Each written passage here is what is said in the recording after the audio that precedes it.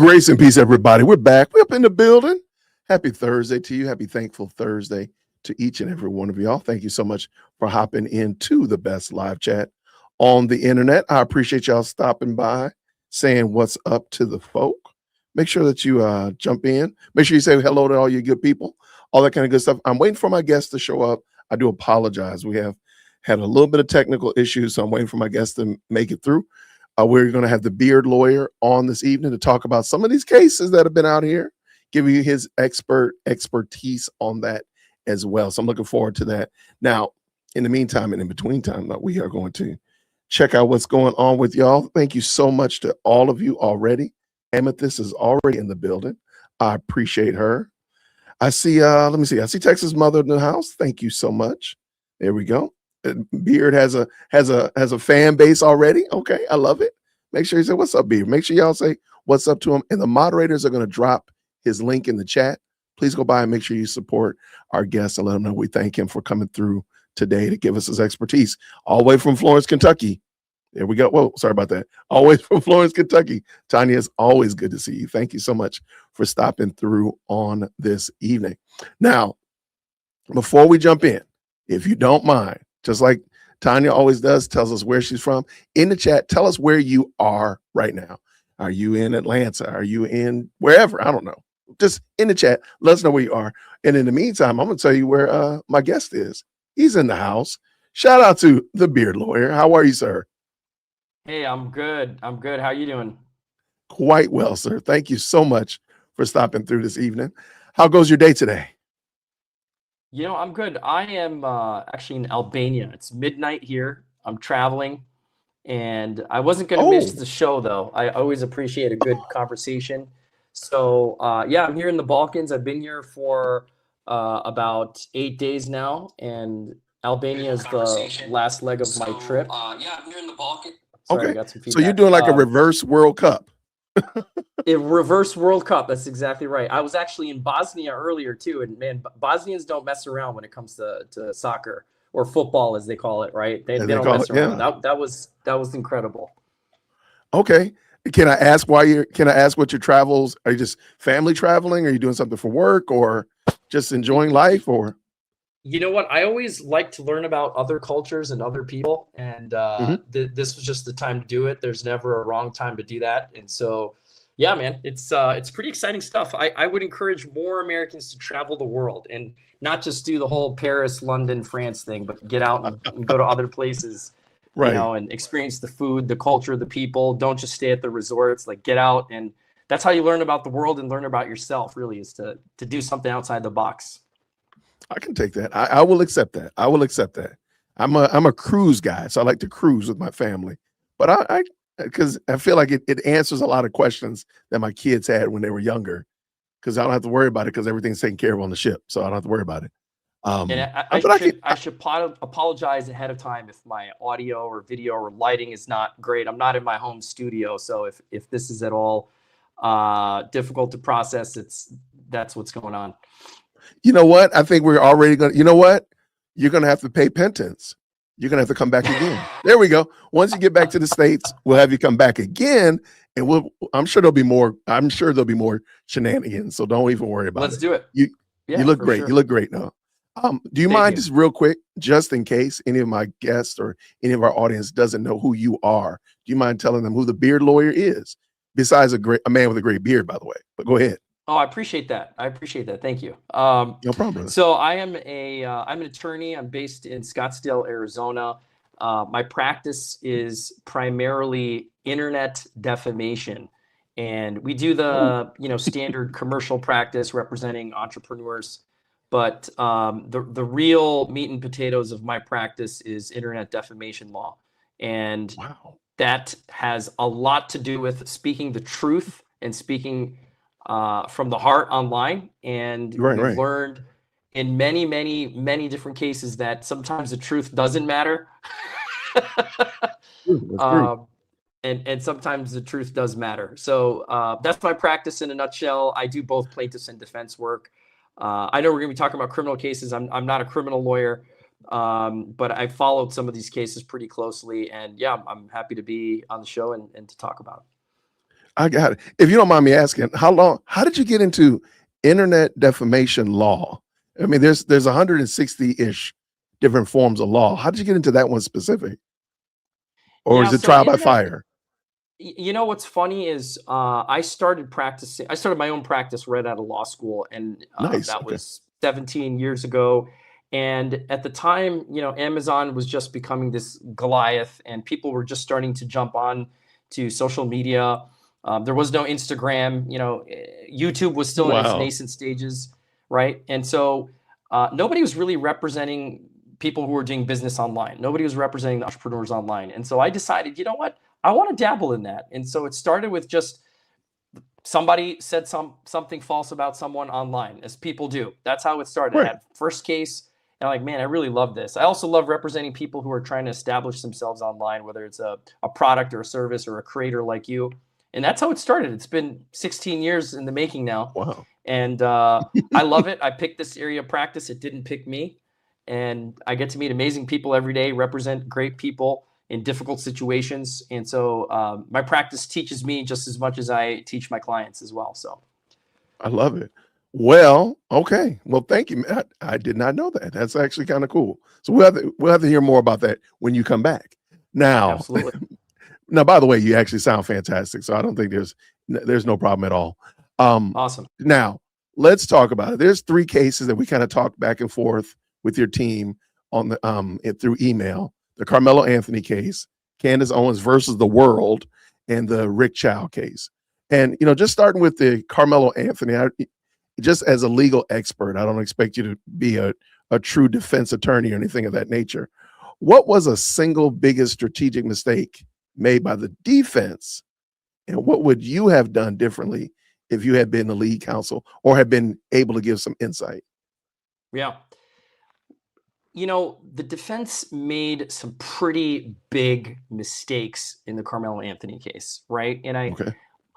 let me say this objectively, and as a lawyer, my job is to be objective. I don't let I my understand. biases, my background, my ethics, it's not about me. It's about analyzing a case that is now history, right? The Hmm. trial happened, evidence was presented, witnesses were presented, the jury was impaneled. So, being as objective as possible, I can say with some level of certainty that I felt, having read, now obviously I wasn't sitting in the courtroom and I haven't read all of the trial transcripts. I've read a lot of news articles and those sorts of Hmm. things. So, with that in mind, my honest opinion is the defense really needed a legal defense and a human defense. And I'm going to tell you what I mean when I say a human defense. I'm What here to you hear this. heard, yeah, what you heard that the prosecutors did really well, that the defense didn't do as well, is the prosecutors really underscored the lack of reasonable belief that deadly force was necessary. They went right, that was the crux of the case. The Got it. defense needed to come back and say, you know what? We may not have the best legal defense for self defense, which is what was argued, but Mhm. rather, this is a human being. This is a kid. This is his background. This is why he was captain of the team. Mhm. This is who he was as a human being. This is what happened. And almost show some remorse, you know, and Right. that did not come out. Now, whether that was a strategic decision by his defense team, whether that was oversight, maybe that was their read of the jury pool, I don't know. But I don't think the human story existed for Carmelo Anthony for his defense. The prosecutors called 21 witnesses. Okay, let's think about that for a second. Most Mhm. people don't, when they read headlines, they don't read this part. Prosecutors called 21 witnesses. They were extremely surgical in their presentation of the case.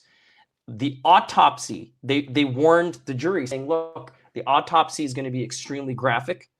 And in an autopsy, for those of you who don't know, Yeah. you may know you're seeing a chest cavity cut open down to like inside the bone. It's cracked open up. The head is cut open. Okay, you're seeing skull. You're seeing brain. It is nasty. And everybody knows, if you've ever watched a horror movie, that invokes in a person emotional responses, right? So they're like, Right. oh my God, this is a human being. This is a teenager I'm looking at right now. Right. Automatic. That's not just a requirement to show causation. It's a human appeal. It's an emotional appeal. Okay. These are things that subconsciously, if you're a member of a jury, you're now looking at somebody who died in a very gruesome way. You're losing sight of anything else at this point. You're staring at A body. I think my friend froze up. He was preaching too. He froze. Dog. Hold on. Give him a second. Give him a second. Okay, I'm gonna bring Beard back in a second. Let's see if he's traveling abroad, so maybe he has some bad internet there. But let me see. Looks like I lost him. He's coming back. Man, he was cooking too, and I'm right there with him. He was right on the button, and I apologize. It looks like his audio looks like his internet may have fritzed out on him. But I mean, he's right there on the button, and I do think that. And I want to ask actually a secondary question about that. Does he think that anything could have been done on the front end, i.e., the Metcalf? I'm sorry, embracing the Metcalfs, praying with the Metcalfs, saying that they're sorry, apologizing, seeking restitution through the form of admitting that there was something done wrong versus what we saw. So when he comes back, and I will definitely ask him that as well. What are the questions? Shout out to y'all. What did you say here? I kind of vacillated back and forth right here on this one about whether or not Karmelo should have, but now I'm fully on the team. Karmelo should have taken a stand, even though I don't think they had a good case, even though I don't know if they really would have been able to substantiate self-defense, but he should have taken a stand. That's just it. There's no way around it. Let me see. A good comment. Yes, I'm definitely wanting to hear what he has to say. He was cooking too. I might have to make him run that back and start that all over again. But shout out to Beard Lawyer. Again, sometimes that happens, traveling abroad, doing these types of things like that. So I appreciate him even hopping on. Yeah, hear me. I do believe he would have got eaten up by the prosecution. I don't even doubt that. The problem is the jury would have at least heard his voice. I don't think you can overlook that part. I think the fact that the jury really never heard Karmelo's voice, never really saw Karmelo, get up from the desk, walk to the witness stand. I think those kind of things like that would have, as Beard was saying here, shout out to the Beard Lawyer. He's back. And I was just filibustering that I agree with you 100% about the human element. And I said, I do believe, initially I said it was the right thing not to put Karmelo on the stand because he would have got ate up. I said, I could have probably asked enough questions to get him ate up, right? But even though he would have got eaten up, he still would have been a human that got eaten up. And I think that's where people would have seen that element. But please continue. Yeah, I think, the heat of passion, self-defense. So, when everyone hears self-defense, here's something that's kind of critical for everyone to understand. Now, obviously, this is there is an intense race aspect to this case, and at least from the public's eye, there really is. Mm-hmm. Now, when you're playing to the jury, you're sticking to the facts. You are playing to the emotion. So what I was getting at was heat of passion, which is the self-defense that Carmelo Anthony's team was trying to get the jury to bite onto, which they didn't because the facts were weak for him, was, hey, jury, you need to believe. You need to have a reasonable belief. Okay, listen to this very carefully. You need to have a reasonable belief that deadly force is necessary to protect yourself, or in this case, himself, against himself. the use of others' attempted use or unlawful use of deadly force. I read to you the jury instruction on that. Those are the exact words. The jury is going to be hyper focused on reasonable belief. What are the objective facts that you believe that your life is in danger for you to act in self-defense and stab somebody and use deadly force? And we've seen other cases, and we'll talk about Rick Cho in a minute, okay? Because I think there's a flip side to this. Yep. But if the prosecutor gets on the stand and says, or puts a witness on the stand and says, "Hey, coach, let me ask you a question. You saw this happen. Was Carmelo Anthony on the floor being choked like this? Were his hands around, his neck? And was Mr. Anthony being choked? No. Okay.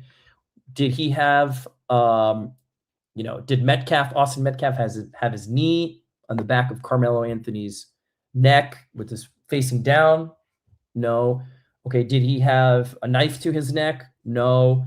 Was he being held down by multiple people? Was there a baseball bat? Like, you see where I'm going? I'm walking. Yeah, I know exactly where you're going. I'm walking you as a potential member of the jury down the story. And the story is, hey, dudes and hey, gals, ladies and gentlemen of the jury, you cannot reasonably believe that Mr. Anthony, in his mind, thought he was going to die, or thought that he needed to use deadly force. Key terminology here, deadly force. Yeah. If Carmelo Anthony poked Austin Metcalf in the eyes with his fingers. Three Stooges. Yeah. Okay. What? Fall down. And again, trying to be objective here, and we're looking at it as outsiders with no emotion, or at least trying not to be emotional. The jury's hearing this, and they're saying, you know what? Based on the 21 witnesses that the prosecutors called, they had no basis to believe that Carmelo Anthony's life was in danger. That's the story that's being told here. Okay. And I'm right there with you. Let me ask you a question, because you just brought up something. If I poke you in the eyes, that would not be seen as a deadly activity. Like, let's say we're middle schoolers. Beard and Jay Witt are middle schoolers in school, and I'm just being a jerk, and I see you come down the hallway and I pop you in the eye. It's fair to say that that's just being something silly that kids would do. Is that fair? 1000%. And to add a little more flavor for it, what if I knew you and we used to hang out at lunch? We used to kick. We're just hanging out, and I just pop you in the eye because I'm just being a jerk. Now let's put you on that. Let's put us on those bleachers, and if let's just say Carmelo had poked Austin in the eyes, and Austin grabbed his eyes, stumbled back, and fell back, and broke his neck. Now, he did in fact do something, but the activity of just poking somebody in the eye is not seen as a deadly activity or a deadly effort. I don't intend to kill you by poking you in the eye, unless I'm John Wick or the Joker from Batman. I don't, just poking the eye, I'm just being dumb, just doing something silly that kids do. And if that had in fact done it, now, would that have been the manslaughter that people were trying to muster up out of nowhere? That would have probably been the manslaughter, because it wasn't, again, poking somebody in the eye with your fingers has never been seen as a deadly activity, again, unless you're John Wick. But I just want to bring that up, but go ahead. Or no, it's a key factor in all this. And just to set the stage a little bit, and correct me if I'm wrong on any of the facts, because I don't purport to be an expert on the facts here, but from what I read, there was a rain delay, and it was multiple schools attending a track meet. And this is happening in Frisco, Texas. Okay, so the context is you're teenagers at high school attending a track meet. And for whatever reason, Anthony ended up in a tent designated for another school's athletes. Now, my understanding is he was nominated, if not, he was actually team captain. And he had reason to schmooze. And look, 16, 17, 18-year-old kids, they're going to schmooze. They're going to go to other people. They're chit-chatting. I'm sure he knew people from from his other schools. So he was in another school's tent. No big deal. Okay. I don't consider that to be a confrontation on its own. But witnesses testify. When I say witnesses, other students testified to was a confrontation that ended up Correct. becoming physical. Now, Mhm. people have criticized Anthony, Mr. Anthony, for carrying a knife. Mhm. And let me say this. I don't know the politics of Frisco, Texas. Maybe some of your listeners are, and they're listening and want to drop a comment. If you know what it's like to live in Frisco, drop a comment. Here's my point on this. My point on this is it inherently wrong, illegal to have a knife on you in Frisco, Texas? I don't know. Somebody can fact check me on that. I don't It's think the location, that though. You gotta go alone. with the location. So this is where I'm going. Uh-huh. Context context matters, right? So, but Yes. I'm giving you what I hear people say, which Yeah. is, so what? He had a knife. And my response to that is, you're at a track meet. What are you Right. expecting to happen that you would need a knife for? And while I believe everybody has a right to defend himself and herself, what context is the jury hearing and thus latching onto and deciding this case from a self-defense standpoint Mhm. when they hear that this guy had a knife at a high school track meet? That's the question that's being asked in every jury member's mind. And Yep. I can't think of a reason that you would have a knife at a track meet. And there's a content creator, the After Prison podcast. He ordered the knife that we believe Carmelo had. It's a gnarly piece of metal. This was not just Is that right? people. Yeah, people are saying, it was a Boy Scout knife. Here, I'll pull it in. Hold on. Yeah, let's look I'm at gonna it pull if it you in. have it. Yeah, it's not. It's no. This is a gnarly little piece of metal. Here is not for the faint of heart at all. Here it is.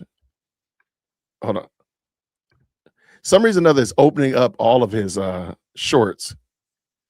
Hold on. So, but I'm trying to. Here it is, right there. Okay, I'm gonna pull it in. This is on the fly, so I just want to show you, just in case you've seen it. It's a gnarly little piece of metal. So let me pull this in. Shout out to Greg from the After Prison podcast. And I agree with you. I mean, I'm here in Georgia. Everybody carries pocket knives here in Georgia. You just can't carry them on school grounds. That's the problem. Okay, so real quick, Green Hearts in the chat when y'all can hear. Karmelo had. So there's your little seatbelt cutter right there at the bottom. Little bottle opener action somewhere. There's a flashlight, I guess, right there. But nobody cares about the flashlight. Nobody cares about the weight of this thing.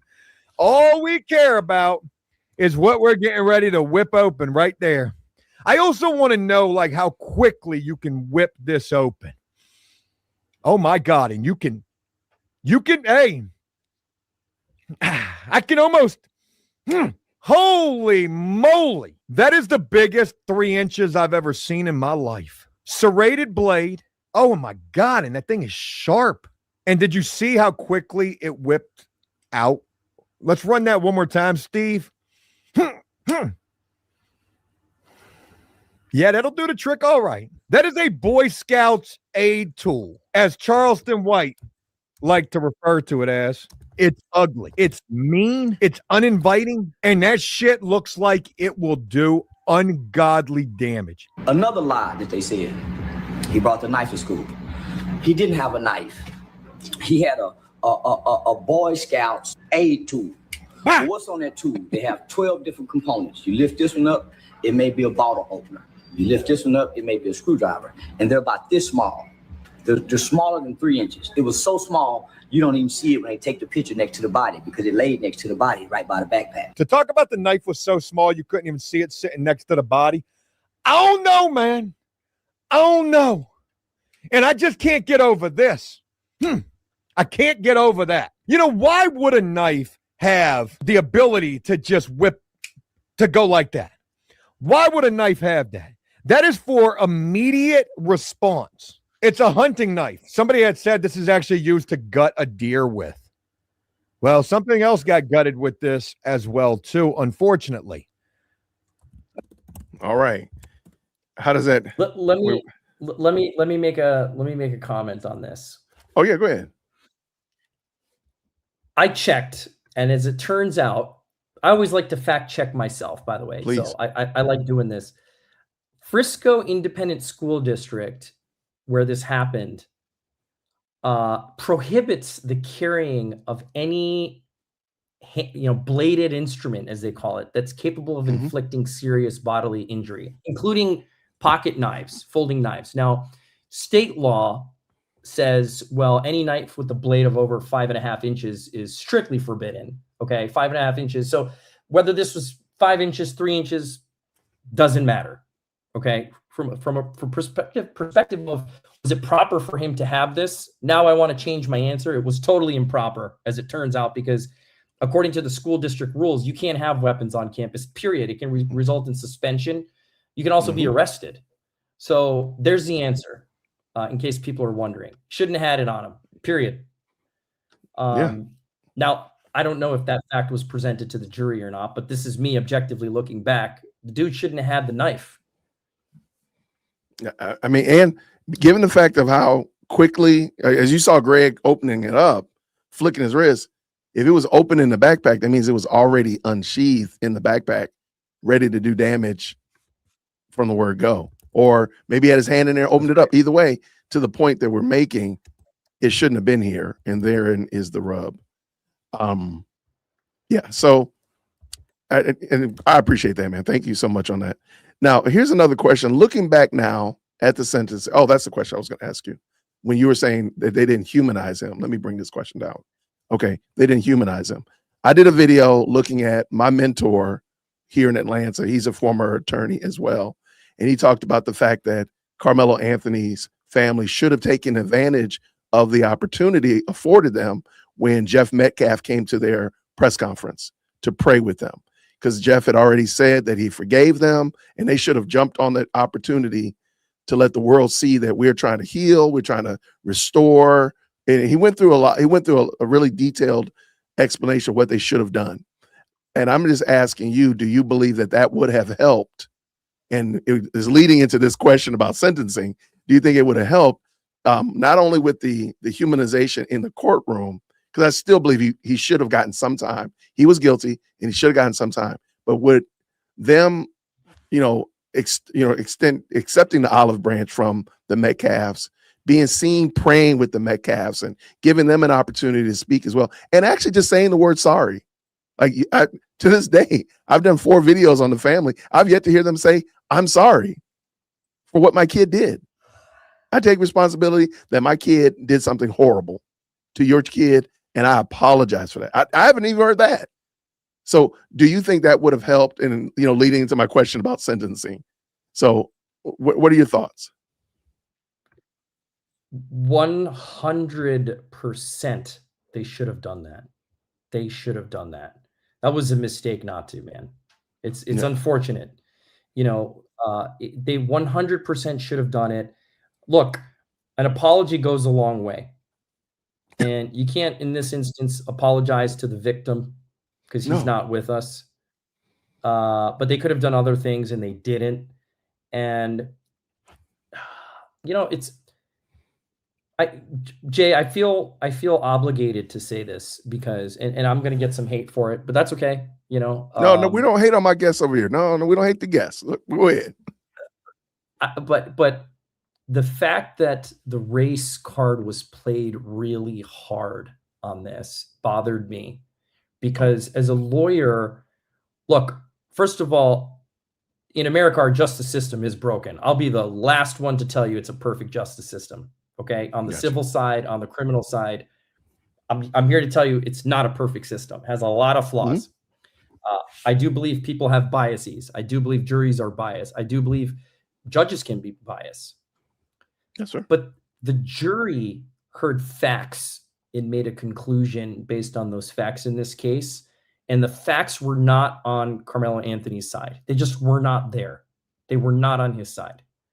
And everything that happened between the death and trial, in everything that happened, nothing suggested remorse. Yeah. That's a problem. And for people to say, and this is my belief, that this was purely about the fact that he was a young black man, I don't think is accurate. That's my opinion. Some people may I'm right agree there or with you. disagree. There may be other cases where race played a more significant role, okay, and there was a lot of bias. I'll be the first one to admit that. But I don't think that was this case. And just to play into the facts a little more. Go ahead. No, I was going to say, if people want to know exactly what you're talking about, because you said they played the race card hard, it's literally at that press conference. At that press conference where Karmelo's mom and dad are standing in the back and Dominique Alexander's at the podium and they kicked out Jeff Metcalf, that's when they played the race card. If you look at that meme where you're on a road and it forks to the right or forks to the left, and to the right is the race card, and to the left is seek reconciliation, apologize, some kind of contrition. They chose not to go there. They went down race avenue, and that's what we're looking at today. And most people, if they're honest, if you think about it, if imagine what would have happened if they had said, Jeff Metcalf is here, we're canceling this press conference, we need to have a conversation with Jeff. We'll get back to you next week after we talk to Jeff. And the next time you see them, Jeff Metcalf is there with the Anthony family. They're all crying and snotting and black funeral crying. But guess what? They're unified together. You know, like I know, we would not be seeing the kind of craziness that we're seeing around this Karmelo Anthony situation. He still needs to be in jail. But I think we all can agree that it would have been 100% different had they done that. And they missed that opportunity, as my guest just said, as Beard said, they missed that opportunity and they chose to go down the street of racial bias and all this kind of foolishness. And now we're looking at the clown show that we see today. Something we didn't touch on that's worth noting that shook me to my core was what happened with the legal defense money. Oh, yeah, we're not going to. Yeah. I mean, what a bad look, man. What a bad look. Like, to some degree, I can understand that the family's fearing for their life. Again, I don't know Frisco, Texas well. Maybe if your listeners, if somebody's from Frisco, please chime in. Yeah. But the suggestion by the parents is that we fear for our life, so we need to move. Then it was, we need new transportation. We need to be more secure. $1 million. I mean, listen, okay? I know plenty of people who fear for their life in a Toyota Corolla. I don't know. I don't know that you need a mansion in a Cadillac Escalade. Right. So what a bad look, dude. What a bad look. I have to say that. I'm going to add to that. Because I've done videos and I've heard how much they actually paid for the lawyers, how much they didn't pay for these quote unquote top tier black lawyers, whatever. That's not the argument. My other problem is, as parents, because I am of the belief that the parents basically threw Karmelo Anthony to the wolves. They just threw him to the wolves and saw him as a fundraising money bag that they can keep receiving, and they're not really concerned about that young man. I hate that, but it's the truth. My name is Jason, jwitt at jwitt.com. But when you hear how they talk about this case, I'm sorry, you should be an expert. I should be borderline. I should be dang near a lawyer at this point, because I'm just as involved in this as you, as my lawyer, Beard. I'm in there as much as you. I'm giving your paralegals a run for their money, because there's nothing. What else do I have to do? It's my child. My child did irreparable harm to this family, sullying our name. I mean, our names are mud all around the world. Oh no, I'm a lawyer now. I don't know what you was doing before, but you are a lawyer now. And the fact of how little they understand about the case, even after the fact, is crazy work. The fact that they can't explain why their son didn't take the stand. The fact that they can't understand and explain why, if Karmelo had epilepsy, which makes no sense to me, and I brought this up in my video as well. If you have epilepsy, that means you're kind of medically fragile, right? And if you are if you get hit, because some people said that Austin shoved him and he hit his head and he has epilepsy because he could have had a seizure. I'm like, well, that's true. Okay, that's fine. But he also was the captain of the football team, and it wasn't the flag football team. So if they're tackling each other in football because he just had that shoulder injury, so we know that he was playing contact. How is his epilepsy an issue? But even in that, why did he not have his doctor in as a witness? Where's his teachers, his pastor, the little old lady down the street? Look, we're going to get these people up in here because I don't have anything else to do but to defend my child and make sure my child gets the best possible outcome. And they didn't do it. And to double down on this, and this is why I started with this statement. If your key defense, which it was in this case, was Karmelo Anthony reasonably believed that his life was in danger and he had to use deadly force. Really? That's what you're leading with?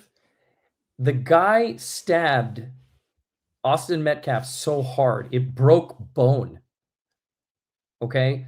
And I've heard people say this, oh, well, he didn't stab him in the heart. He didn't. No, he reached his chest cavity. He broke bone. I mean, it went in and if that's the knife, okay, and I believe it is based on what you just shared earlier on the video, that's a tactical knife. Everybody knows that when you see it. It's designed to be sharp. It's designed to stab. It's designed to break skin very easily and penetrate. And it's serrated at the bottom so that when you pull it out, it incurs maximum damage. That's a tactical knife. Yeah. That shit hurts. Okay. I mean, there's no other way around it. I mean, look at that thing. Look at that thing. Yeah. That's a naughty piece of metal right there. Yeah. I wouldn't want to get stabbed in the ankle with that. Never mind the chest. I mean, look, I don't even know if I want to open a bottle with it. I'm just going to stick with my bottle opener on my spatula for my grill. I don't even know if I want that thing around me. So yeah, to your point, like this is something different. You mentioned his parents. Let me say this. My understanding is when the sentencing was read. Oh yeah, don't even go there. The parents were not even in the courtroom. Dad wasn't there. Mom left to go speak to the media because apparently that's more important than supporting your son at the time that the sentence is being read, which is mind-boggling, by the way. It's mind-boggling. Yeah. And so that's what I'm saying. I don't know about the money. I don't know about the house, whether they bought it, they rented it, whether they leased the Escalade or whatever. That's actually beside the point. I want to know why it is that because it's free for you to become an adjunct paralegal because you are helping in this case. Like, why are you not going? Literally, why did you not become a lawyer? Because you were so involved in this case. And instead of just saying, we just trusted what they told us. We just did what they told us. I mean, his dad said they told us to do this, so we just trusted them. Listen, Aaron Brockovich, right?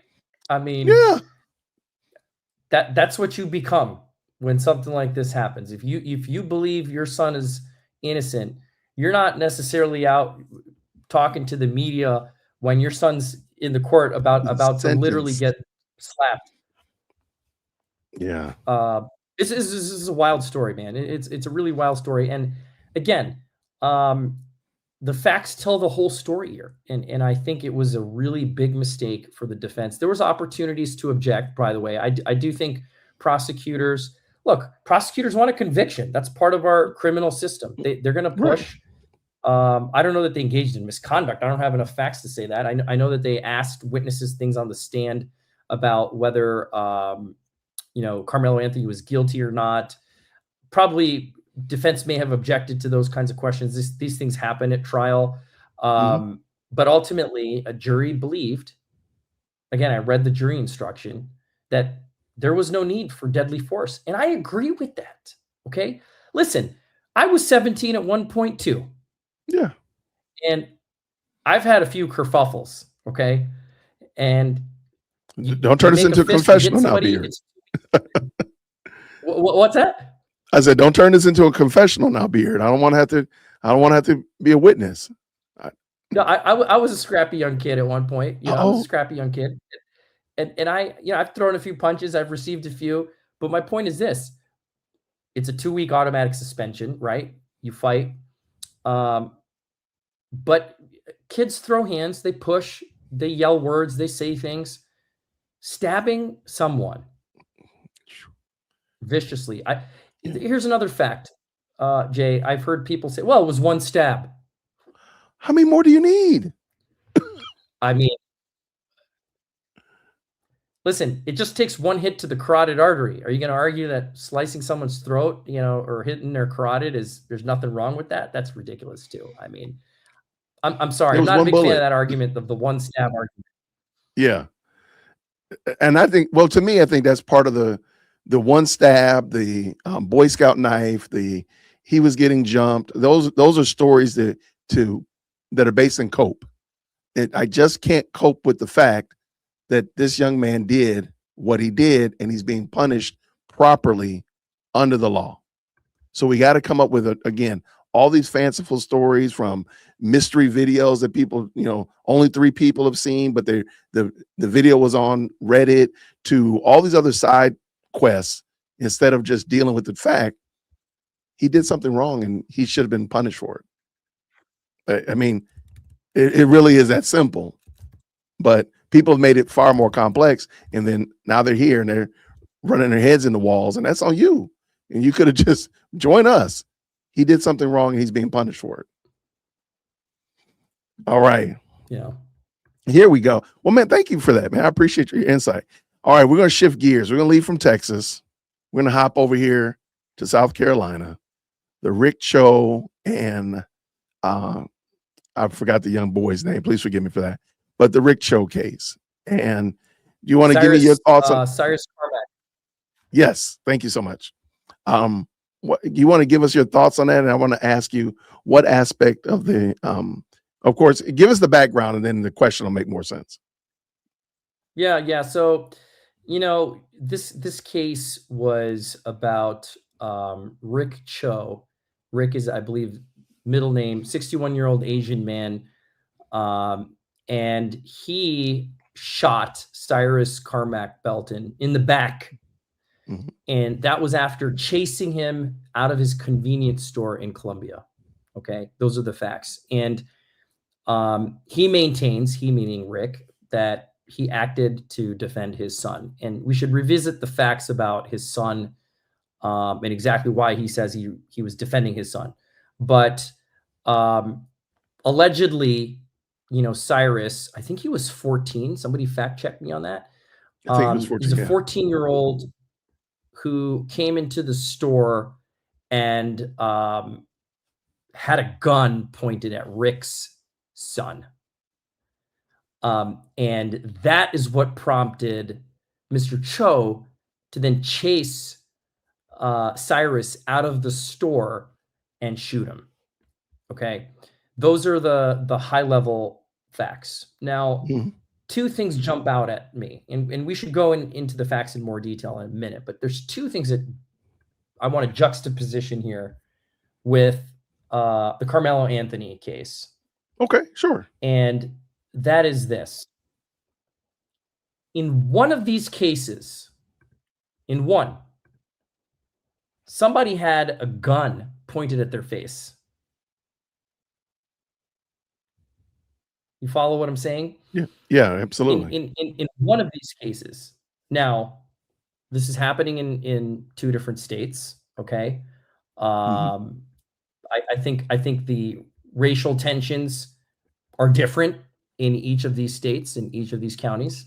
You could make that argument, but the fact that jumps out at me, because look, these are cases that had 2 clear, distinct outcomes contrasted from one another. Rick got off, right, on self-defense despite shooting a 14-year-old kid who was running away. Despite shooting him in the back, he's acquitted. So despite the fact that there's a dead body, he's acquitted. Where in the first case, Karmelo Anthony, 35 years. Why? And that fact jumps out at me, and I'm fully prepared to get pushback from anyone about the play. I do have some trouble with this case, and I think if you chase somebody out of a store and you have a gun and the kid's running, this is the part that bothers me. Is it necessary to shoot and kill? I'm with you. I don't know all the ins and outs of it. And I tend to try to separate cases. So even though we just literally got done talking about Carmelo Anthony, I would try not to, because I'm like, Texas versus South Carolina, and there's some complexities. So I'm just like, let's just look at this case right here.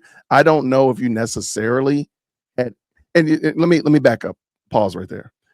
A sheriff used to work out at our gym, and he would come all the time, and we would talk about his job and what he did. And he mentioned something to us one day, just in talking and speaking, about how difficult it is for them to pull the trigger, because they know once that bullet leaves, no matter where you intend for it to go, you're responsible for where it goes. And so whenever we're going to the range or anything of that nature, that's always stood out to me. And I always remember that, it doesn't matter what I intend to do. It's just the fact that wherever it lands, that I'm responsible for that. If it landed, 2 houses over in some, in a grandma, I'm responsible for that. Even though I was trying to get rid of a really bad person that was right in front of me, but this bullet went all the way down the street and took out grandma. I'm responsible for that. So now my point in that is, I don't know if I would have, if the person, the Cyrus young man had left the shop already, left the gas station, was running, whether he got popped in the back or whatnot. I don't know if I would have pulled the trigger if I was Rick, because I'm just worried about where the bullet's gonna go. I'm worried about where that is. Even if I took him out, but also took out a grandma, I'm in trouble. So that's my thought process about this. I don't know all the ins and outs. I don't know if I would have, if he was still in the shop and, causing an immediate danger and he had a gun, okay, maybe we can have another discussion. But he was already outside. And I'm like, I probably wouldn't have done that, but it is what it is. I mean, that's what happened. But so that's just my thought process there. Yeah, I mean, prosecutors in that case argued correctly, I think, that I shouldn't say correctly. I should say prosecutors argued what I probably would have argued if I was a prosecutor in this case, which was, okay, here we go. Hey, Joe, you unlawfully chased and shot a teenager in the back after a confrontation outside of the store. What's up with that? That's a good question. Okay. Yeah. I think the jury, right? I mean, look, the jury has to make the decision on whether they disapprove of the state's ability to say, you know what, this guy was wrong to run outside and pull the trigger. The jury has to decide if the prosecutors are correct in saying that he shouldn't have shot this guy and that this is at least manslaughter or is unjustified use of force. Because remember something, when you say self-defense, when you say I acted in self-defense and you have a dead body, the burden of proof is on you now to show that standard, that you had a reasonable belief that your life or somebody's life was in danger and you had to use that amount of force, lethal force in this case. Lethal force, yeah. And the South Carolina jury said, you know what, we think it was okay. I feel, and I don't know the facts of this case is in and out, as I know the Carmelo Anthony case, but I do feel some type of way that, once the kid's outside of the store running down the street is no longer a threat. I mean, what do you think? I think, again, now if it was a matter of me running, because I know that you can't run and I can't stop you and like hold beard until the police come, because that's unlawful. What is it? Entrapment? Is it entrapment, or what is the word? Where I can't just hold you hostage until the police come. Imprisonment, yeah. Imprisonment. I can't just do that. I definitely already told you I'm very nervous about pulling my weapon. So if the kid is already, if you ran out of my store and I have a good picture of you, I'm calling the cops saying, hey, this is what Beard looked like. He stole a Kit Kat bar and a Capri Sun. I want him trespassed from here, never to come back again. I feel like that's probably the best thing. I don't flippantly think about, let's extinguish somebody's life because they stole something. I think that we probably need to raise our threshold of how we believe that lives should be taken. I do think we should probably raise the threshold some. Now, if you got a weapon on me now, you don't turn your weapon on me or on my family, all that stuff I just said goes out the window. Grandma, everybody catching it, because you put my family in jeopardy or myself on jeopardy. I'm gonna go ahead and we're gonna just do this thing. So again, but he already left the store, and if that's really what happened, if he really indeed had left the store, I don't think he needed to chase him down, around the block and pop him. Yeah, I mean, look, at the end of the day, a jury is looking at this and saying, look, we don't endorse that Cho did the right thing. So this is something that lawyers will understand, but I think lay members of the public may have a difficult time understanding, is when somebody is acquitted and there's a dead body and the jury makes a decision, and after 8 hours, like in this case, it was an 8-hour deliberation. It's not like they went in there after an hour. It was 8 hours of deliberation in the Cho murder trial. And they have to decide, and they're instructed this way at the close of all the evidence by the judge. They're instructed to say, listen, you heard both sides. Whatever evidence that I said you got to listen to, that's the evidence. Don't look outside. Don't read news articles. Did the prosecution carry their burden? And alternatively, did the defense carry their burden to show that using lethal force was reasonable? Do you believe that Mr. Cho reasonably thought that either his life or his son's life was in danger based on the presentation of evidence? Who met that burden? The reason why I'm framing it this way is because some people read it and say, well, they're endorsing Cho killing somebody. And it's a little more nuanced than that. Okay? Right. It's a little more nuanced than that. And look, you and I don't have the benefit of having been a member of the jury. And that's why I like to watch interviews of members of the jury to see what stuck with them. What did they think about? I am troubled by this outcome, because if we, again, juxtaposition it with the Carmelo Anthony case, my question is always this: did somebody have to die for this thing to get resolved? Like, did somebody have to die? No. What was a reasonable reaction? Well, in Carmelo Anthony's case, throw a punch, get into a fist fight. Coaches pull you off. Leave. Just walk away. And in Cho's situation, he could not leave. And I think the jury really, really saw, you know what? This kid had a pistol, allegedly, semi-automatic pistol, and he could have used it. He could have shot Cho's son, or he could have shot Cho over a water bottle. And, 14, 15-year-old kids, they're not exactly supposed to be carrying guns. And you add to the fact that they're nervous and anxious. You point a weapon. You don't point a weapon unless you intend to use it. Yeah. That was a. Go ahead. No, I mean, those are very different scenarios. These are not the same case. No, I agree 100%. But I think that's a great question to ask. Did someone have to die for this to be resolved?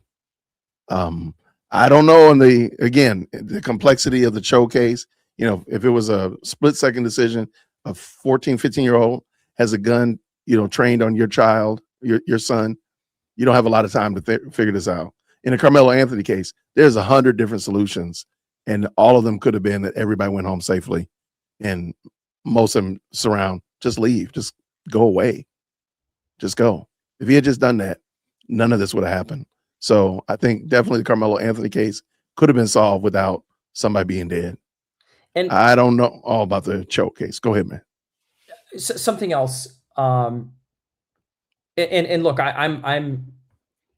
I'm guilty of this too, because I wasn't a member of the jury. Neither were you. Neither was majority of the people I'm gonna go with 100% of this live chat was not part of the jury.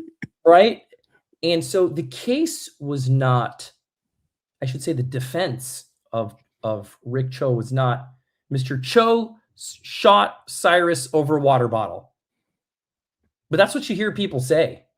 Right. But that's not what the defense was. And that's not what the case was about. The defense was very succinct. It was, this kid, Cyrus, had a gun. Rick Cho testified truthfully, according to the jury, that Cyrus pointed the gun at Andy, Rick's son. Mm-hmm.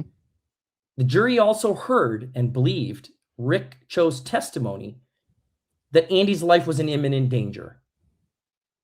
And the jury heard and believed that Rick Cho testified that he fired to defend and save his son. That's the logical train here. And when you break it down like that, it doesn't matter if people reading it in the news later think that Rick was lying or not. We could believe that the jury got this wrong, but the case is not a store owner murdered a black kid over water. That's not what the story is. That's not what the jury heard. The jury heard that somebody had a 14 or 15-year-old kid had a gun pointed at the store owner's son. And in that moment, what was he supposed to do? Was he supposed to say, okay, now here's a Snickers bar, put the water bottle down, put the gun down? That's the universe we're in right now. And those are the facts. So people can comment and say, you know what, we believe the justice system failed us. But let's look at the evidence. Let's look at the facts that the jury was presented with. Now, it'll be interesting to see if there's an appeal and what the basis of that appeal was and what happened. But and I'm saying in Karmelo Anthony's case, right? Oh yeah. And personally, I know the parents have said that they intend to appeal. I don't think there's any appealable basis here. We'll see. People say they're going to appeal all the time. But these cases have different outcomes because the facts are very far apart. And that's something as a lawyer, I think it's very important for people to understand. Absolutely. And that's why I say very heavily that these are not the same case. You can't expect the same outcome. Let me. Okay, now we have to jump back to the Karmelo Anthony. So you keep making us go back to Texas. So we have to get some barbecue over there. All right. So people don't realize that just because Beard sued me and lost, and now wait, I'm sorry. I committed a crime against Beard. So we're in court and I'm found guilty and I have to go to jail. I appeal. You don't just get an appeal because you don't like the result of the trial. And I don't think people realize, well, no, I take that back. I know people don't realize that. It's really, as you mentioned, you said something procedural, or was there an error or something that needed to be objected to? If there was something, Beard brought in some phony evidence and my lawyer objected to that evidence, but the judge still allowed it, that's something that they can look at. Say, well, wait, Beard brought in this makeshift AI video of me throwing gerbils at him, and it's fake. Why did the judge allow it? But not just because we don't just get an appeal because I don't like the result. And well, I don't like the wait, you found me guilty. No, I want to appeal. No, you don't do that. There had to have been something truly that was wrong. And I don't think people realize that. They just feel like you just get a run back because you just don't like the result. And that's what we're hearing a lot of people say. That's right. It's an error of evidence. It could be a mistrial based on something the jury relied on that they shouldn't have relied on. We've had cases where we find out that somebody was talking to the jury, or somebody came into the jury deliberation room, or something crazy. But you don't win an appeal because you don't like the outcome. That's right. The unfortunate risk you take. Yeah, and that's what I'm hearing. A lot of people, again, they don't like the result, so they're going to appeal. But then also, I realize people don't realize how long an appeal takes. You can file, like literally, let's say me and you are in court, and I lose. I can immediately pass them not a note, but file, say, hey, I intend to appeal this because you allow this AI video of me throwing gerbils at Beard, and it was false. But I don't get the appeal like the next day. I still got to wait for. Is it fair to say it's kind of like they got to still close up business? They still got to end the trial. They got to get the transcripts. They got to get all these kind of things in place. So it takes like 30 days, sometimes even longer, depending on how long the trial is, to get everything ready for the quote unquote appeal process for the appellates to actually look at whether or not something was really wrong during the trial. Is that fair? Yeah, that's fair. No, that's fair. Okay. That's fair. And I feel like a ton of people don't realize that. They just feel like, we're going to get an appeal next week. Like, no, you're really not. It could probably be, at best, it might even be Christmas before you actually see anything resembling an appeal. And even in that, it still has to be things that are wrong. And I should say this. I wish Rick Cho, that was a tongue twister, did not shoot this kid. I do. Oh my gosh. I wish he didn't. I don't think it was necessary. I want to say that. The question before the jury was whether Rick himself thought it was necessary to use lethal force, and do the facts prove beyond a reasonable doubt his defense when he says self-defense. And the jury said, yes, we believe that Rick Cho believed his son or himself were in a risk of imminent death. They believed his story.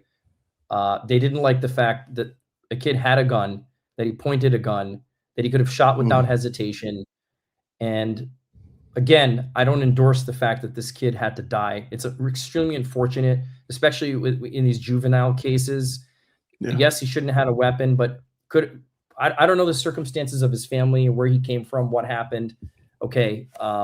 But it's a horrible thing that a young kid had to die this way, and that there had to even be a criminal trial to begin with. But unfortunately, this is the outcome. And look, I kind of understand.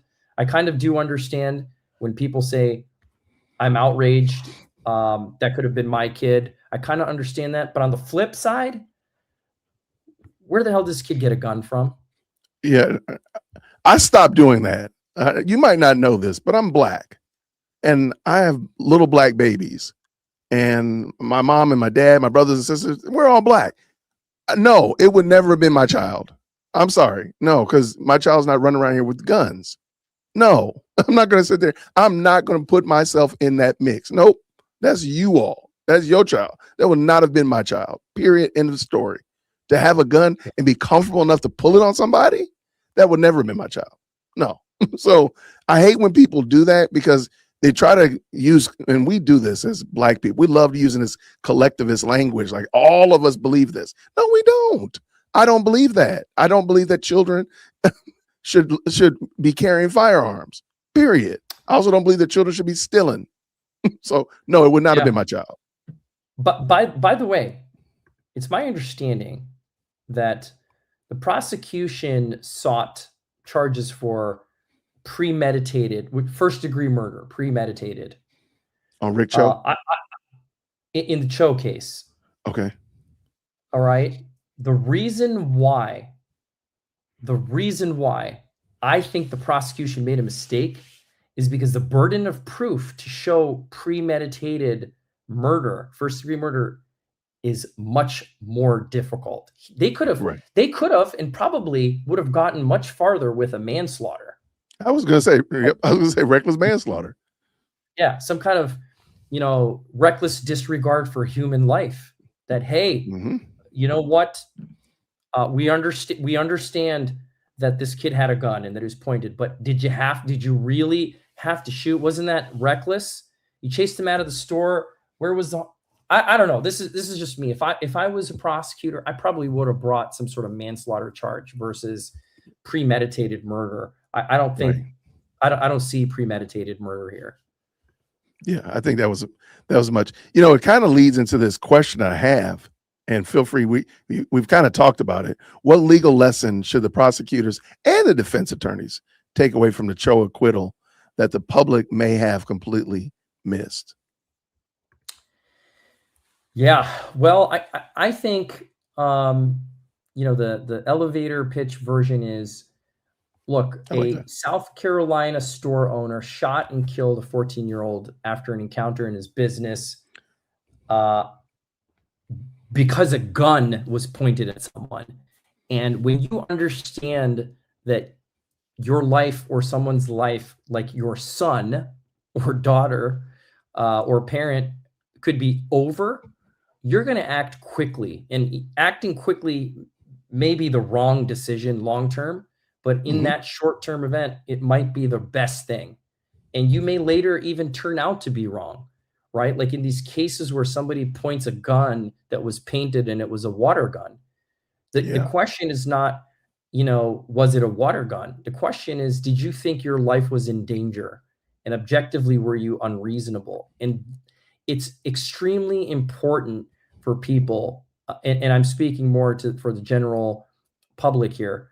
I think it's important to understand what that is like when you stand in the shoes of someone who is likely to be killed versus what I think Carmelo Anthony's case was about, which is this kid shouldn't have had a knife, and he clearly acted in a very deranged way because stabbing someone in the chest is not the answer to a fist fight. I don't care what the guy said to you or how he hit you, unless you were literally being choked to death, which is not what happened. Nope. Um, the jury got that one right. Got the Carmelo case right. The other thing with what's misunderstood about the Rick Cho case, I think, is kind of what you're getting at. And I think people, I've said this in a different way earlier. I think people confuse acquittal with endorsement. And a not guilty Good verdict point. doesn't mean the jury approved of the chase by Mr. Cho and this 14, 15-year-old kid. Or the shooting. It just means that the prosecution failed to eliminate reasonable doubt under the theory that they were bringing the case. Now, listen, parents may bring a civil case against Rick Cho. We might. Yeah. This could be an OJ situation. Phew. All right. That's yet to be seen. It could be a wrongful death case. Might be a great case. And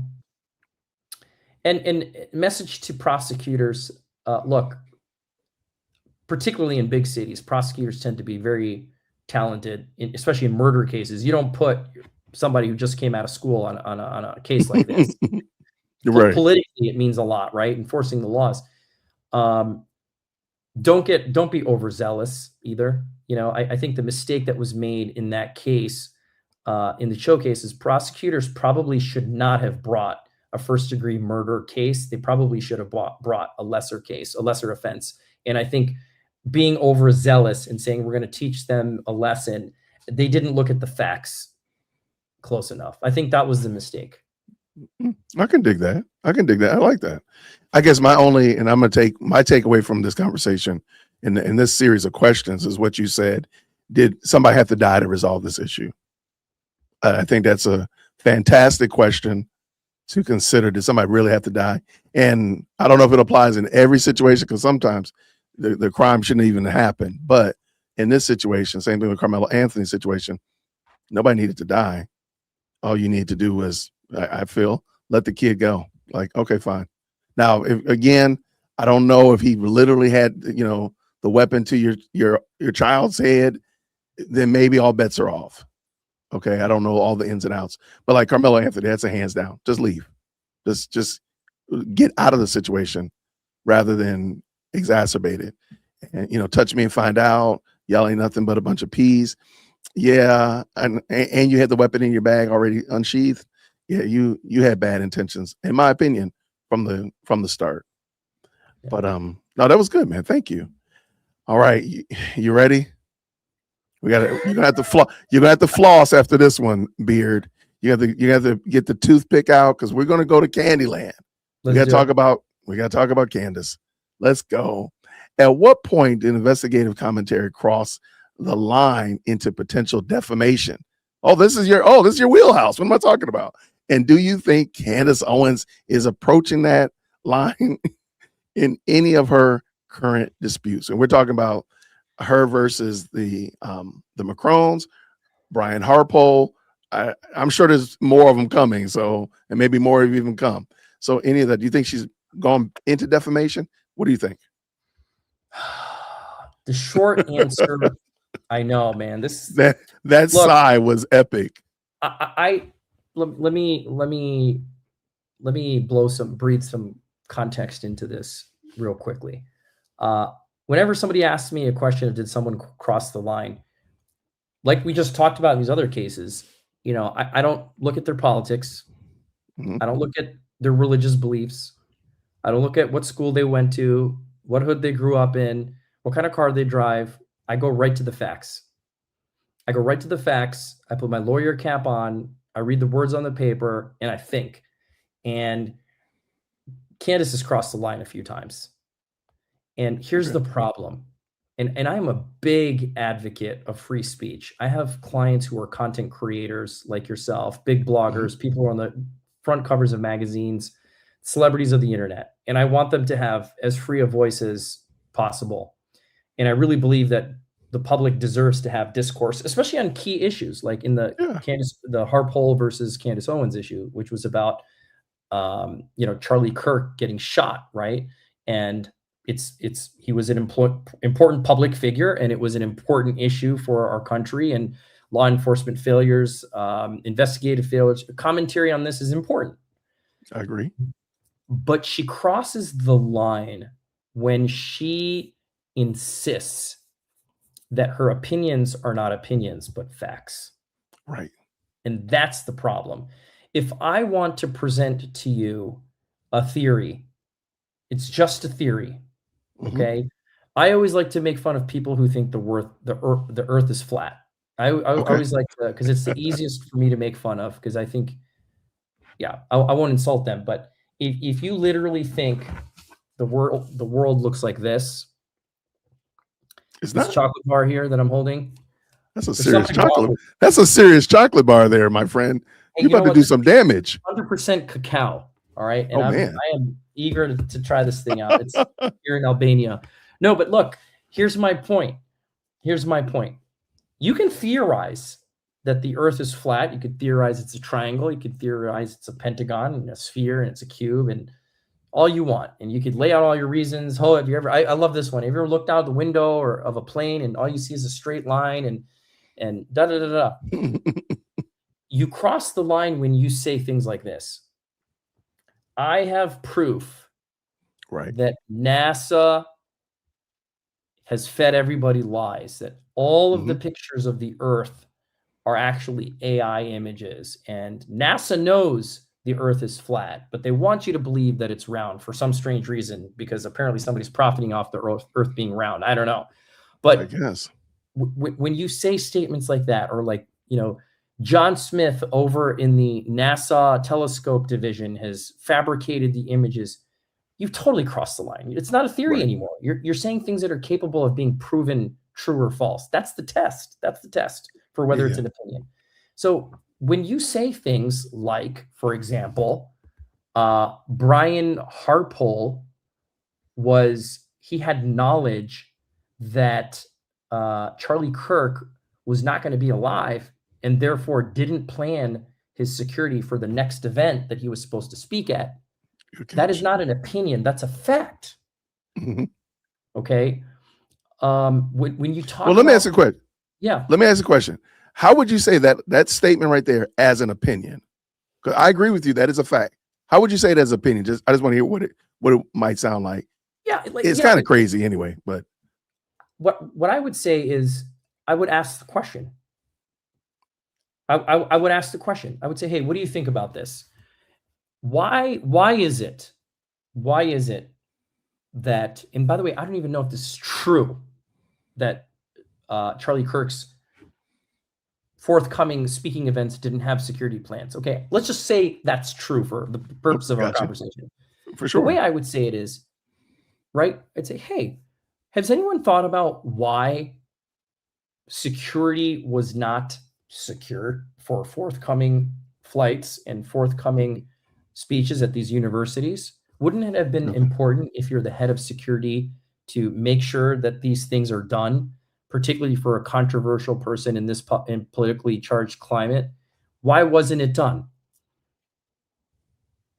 But you stop right there, so you don't make the determination that they must have been in on it. It was a plot or anything that you're just asking the question. Leave it right there. And Is that if you fair? want to ask more questions, you Mhm. can. But what I wouldn't do is say Brian Harpole knew that Right. Charlie Kirk would not be alive. Because by saying that, you've crossed the line. That's the Correct. problem. And you can argue why your version of a story or theory, again, to go into the flat Earth phenomenon, why you think the Earth is flat and why you think NASA is all in on this conspiracy. But the moment you Mhm. start saying that John Smith over at NASA is destroying all the pictures of the Earth that show it's flat, It's flat. you've got a problem. Okay. Correct. And I mean, she said on her podcast in black and white, and it's alleged Mhm. in the complaint. Okay, and this was said in her January 8th, 2026 podcast episode. Because remember, she's done a series now She's done the several, murder right. conspiracy, right? And Mhm. she's doubled down on it. She said, when you lie a lot, and when you're planning things you're not supposed to be planning, as in the next day you expected Charlie to make it to September 11th, you would have been communicating about what he was doing up at the Sheriff's Bible College, basically implying that Harpole knew that Kirk would be dead by September 11th and therefore didn't have a need to plan security. Wow. And so you can look, whether, now this is getting into some defamation law, but generally speaking, Right. it's uniformly accepted as law in all jurisdictions that it's a two-step process on whether a person can be found negligent or having made a statement in reckless disregard for the truth from a defamation standpoint. And what we do Mhm. is the judge first determines if the statement is capable of defamatory meaning on its face. Is this statement an opinion? If I call Brian Harpole a jackass or a piece of shit and he's an idiot, he should never have been in security, those are all opinions. I can say those things with zero liability, okay? Gotcha. And people Okay. should say those things if they want to. Okay. Judges determine whether those statements are opinion or statements that are capable of being proven or not. Judges make that determination. A jury determines whether the statements, assuming a judge says, you know what, these are capable of being defamatory. A jury decides whether the meaning was conveyed, the defamatory meaning was conveyed. Why am I saying that? Well, we just talked about in criminal cases how there's a burden of proof and how the burden of proof is high, it's beyond a reasonable doubt. And it's the jury's job based on evidence to decide who met their burden. Even though we're on the civil side, there's a similar burden. It's a preponderance of the evidence standard. It's a 51% likelihood standard versus like I a gotcha. 75 or beyond a reasonable doubt, which is high. The point is this: a jury decides whether, in a civil side, in a defamation case, whether the statement conveyed defamatory meaning, whether the statements Candace Owens is saying actually conveyed that she's speaking facts about Brian Harpole. Okay. Okay. And she has said a lot. She said, I've made 6 buckets of information. And in all of the buckets of information, she said, I think there's some that are worse than others. Mhm. But she's definitely crossed the line. I think a jury could conclude that statements she has made cross the line into statements of fact that are absolutely false. And, Wow. but there are other things she may have said that she may get away with. Okay. So here's the problem. All right. Look, Candace Owens is making a shit ton of money on this. She's making quite a bit. And and again, you're allowed to make money. It's a free market system. Mhm. I sometimes wish I could just make that kind of money just talking shit about people online. That would be great, right? Wouldn't it? But It wouldn't be bad. this is another reason why the cost of a microphone should really be like $10 million, because certain people shouldn't have a microphone. And I feel like she has taken advantage of the fact that she has an audience who trusts her. Because look, I don't disagree with everything that she's ever said, but I don't have to Right. agree with everything she says either. I can be critical, and that this is where I think people get things wrong. I don't categorize people, do I like this person or not, before I decide whether their statement's defamatory or not. Got it. I don't decide, is this person conservative, liberal, Republican? I do not care. It doesn't even fall on my radar when I'm looking at the legal side of things. The problem is, Jay, that we are in a politically charged environment. And the second that you turn something into red shirt, blue shirt, I can control how you view the credibility of that statement. You follow what I'm saying? I'm right there with you. And so Candace knows this. She's not stupid. She knows the political balances and imbalances of things, and her messaging is chock full of it. And so when she speaks, she's not a news reporter. She's an editorialist. And as an editorialist, I like that. right, as an editorialist, you are allowed to put gloss to a degree and opinion. But again, if you're editorializing things, then you can't be writing front page of the news claiming it's news and that it's factual and that people should believe it. You need to stay on the editorial page. Stay on the editorial page. Right. But the problem is you have so many eyeballs and so much money to incentivize. Look, you have data and analytics on your platform. Every creator does. You know what does well. You know which guest is going to do well and does well. And you know what gets clicks. You have a good idea of what your audience likes. She has a very good idea of what her audience likes. Right. And she's played that card. And to her credit, she's played it well. And if she's the kind of person you might want to appoint for business strategy, perhaps not legal strategy. Right. But she seems to know what she's doing to make the money roll in, because apparently her key audience loves her. Yeah. To substantiate your argument there, again, and I encourage the audience, the best live chat on the internet, think about the content creators that you enjoy watching. Hopefully I'm up in the pile, but if not, I'll accept that. What do they put out? Do they put out the same type of content? Do you know it's even a formula, even, dare I say? Or is it just all around, but it has the same theme? And you can tell Candace understands that. Candace understands, as Beard just said, she totally understands her audience, and her audience likes the slop that she puts out. And I'm giving editorial, but they like that. That's clearly what her audience wants.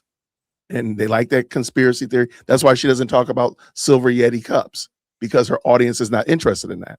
Her audience is interested in what she puts out. So that's to your point. You're right on the button.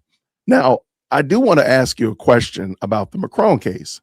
And I did not send you this question before because this information came out actually about noon today. The Macron case was supposed to be determined whether or not it was dismissed, was supposed to come out on the 22nd at 10 o'clock even. I had a couple people who had a countdown timer and everything. Well, Beard, much to our chagrin, we got this message today that the motion to dismiss has been moved to the 27th of July. What in the world? Because you do realize that nothing has happened on this case since January 9th of this year. So almost better than 6 months. Nothing has happened on this case. This dismissal motion just keeps getting kicked down the road. What is going on? Yeah, what's interesting is I didn't check the docket before this call, but I'll believe you if that's what happened. Yeah, this is it right here. Yeah, this is the docket. Yeah. And again, you see right here, Macron versus Candace. Let me make it a little bit smaller. It was filed on July 23rd, 2025. Defamation, case schedule order, and let me scroll down to the bottom so you can see that this was the motion. Now they're saying it's rescheduled. No, I'm sorry. Here it is right here. So it was supposed to come out on the 22nd right here. and they moved it. Is there a reason why? Why do they keep doing this, man? Yeah, that's interesting. I see that. Motion to dismiss and strike event continued, rescheduled. You know, I'm looking at the docket entry right before it, and it says notice Oh, of okay. motion to dismiss and to strike, First Amendment Oh, complaint to be heard. Go back, notice here? of withdrawal of counsel. So Yeah, that's when she had an attorney that bailed on her. I remember that. yeah, that was April 23rd, 2026. So it could be that counsel who's arguing the motion requested the additional time. That could be it. You know, it's really hard to say what happened. Remember something. Now, this is let me just go back and double check this. Oh, yeah. This is happening in Delaware, if I remember. Look, there's some courts that on their own volition will move things around based on the judge's calendar and things that have to be more urgent versus less urgent. Motion to dismiss in a civil case, and believe it or not, the case is still early, just based on the scheduling of things that I've seen. It's probably just not a high priority for the judge. On top of, I don't see that there was I don't see that there's a request or a stipulation filed. It looks like the court just moved it. Everyone, they're just dragging it out, man. They're dragging it out. Who knows what's going on? It could be a coincidence. I'm just looking at the docket. The fact that I don't see that the parties asked for the continuance. Typically, even if it wasn't by motion, if the parties got together on a call with the court and said, look, Your Honor, we want a continuance of this motion and this argument for XYZ reason, there would typically be a docket entry that said, there was some sort of huddle with the court, with the judge, and somebody was requesting it. This looks like, I could be wrong, this looks like the court did it on its own volition. 6 weeks though? Yeah. Not move it to like next week, but next month plus some. The judge, it could be that the judge in this case, Sheldon Rennie, may have had a jury trial. He going fishing. Yeah. He's got a vacation. I'm sorry. Let me leave him alone. He might come get me. By the way, let me say this. I think some of the statements, just reflecting on my prior thoughts, I do think that some of the statements may get dismissed as purely opinion. Okay. I don't think that's going to be, because look, I've talked about this before and I've done content on this before. Tennessee has an anti-SLAPP statute. And for those of you who are not familiar with anti-SLAPP, right, it's an opportunity for a defendant who's being sued, in this case, Candace Owens, to get a case dismissed very early without it going to discovery on the basis of saying, look, your complaint doesn't have merit because the statements at issue are protected by the First Amendment free speech rights. And they're either true or they're protected opinion and you don't have a case. And so thus far in this case, all we've seen is an amended complaint. There was a letter in support, there's motion practice on the motion to dismiss. There's been a lot of that. And thus far, that's effectively it. So the judge is considering clearly, carefully, whether this case should continue as it's currently on the docket, meaning according to the First Amendment complaint, should it continue at all? And should it continue in some other marginalized form because some of the statements are opinion? And look, I wouldn't be surprised if portions of the First Amendment complaint get stripped because they are too close to opinion. And the judge thinks, as a matter of law, I don't think somebody could find this as defamation. I don't think this is capable of reputational harm. So it's a smart move for Candace's team to file this kind of motion. I would have filed it too. Interesting. Yeah. All right. So speaking of that, I'm glad you brought that up. So let's just say the Beard bat phone rings today and it's Candace Owens on the other line. She said, Beard lawyer, I'm wondering what I should do. Should I continue doing this, or should I make moves and pivots in different directions? Would you tell her to keep pushing with these investigations publicly, or begin dialing it back some, and especially on some of the claims while these legal fights are going on? You got the Harpoles, you got the Macrons, you got other ones coming down the pike. If you would, why? If not, why not? What would you tell her? She's just asking for counsel, not you to take on like a signing on, but she just wants some advice. Here's what I'm going to say. The lawyer's, a good lawyer at least, is going to consider the client's objectives first. And so I ask Candace, what are your objectives here? What are you trying to accomplish? And if her answer is, well, her answer could be, I want to make as much money as possible, and I don't care. I'm ready to foot the bills. My market loves it. They love that I'm being sued. They think that I'm totally in the right. It's raking in the dough. I'm selling shirts. I'm selling hats. I'm selling subscriptions. So, Race, keep me in the game. I want you to continue to defend. Here's the next month's retainer in advance, and you tell me what I need to do to keep it going. And you know what? That's not a bad strategy if that's your objective. It's all based on what the client's objective is. So, personally, I would say this. I would say, look, stop talking about this case. Stop talking about Brian Harpole. Or at a minimum, pivot to something else related to Charlie Kirk. But don't talk about the case. I do think it would be foolish for her to talk about the litigation. When I say the case, I mean talk. I think it's foolish for people while they are in litigation to talk about their litigation, because everything they say is going to come up in discovery to say that this person has demonstrated actual malice, knowledge of falsity. We told them what they were saying was false. They had the facts. We've been giving them the facts, and judge, they're still going off. It's just too risky. So I think a prudent lawyer would say, dude, pull the plug on this Harpole stuff, like in the case, like just stop. And would you probably same thing with the Macrons and other as well? Is that what you would say the same thing with Harpole and Macrons? Yeah, even if you think some of that stuff's going to get thrown out? Yeah, I think, again, I would say at a minimum, stop talking about the litigation. I would say, Candace, don't talk about these cases. If you want to talk about a new reason why you believe Macron's wife is a man and runs a trafficking ring and all these crazy things, then fine. Don't talk about your own case. Okay.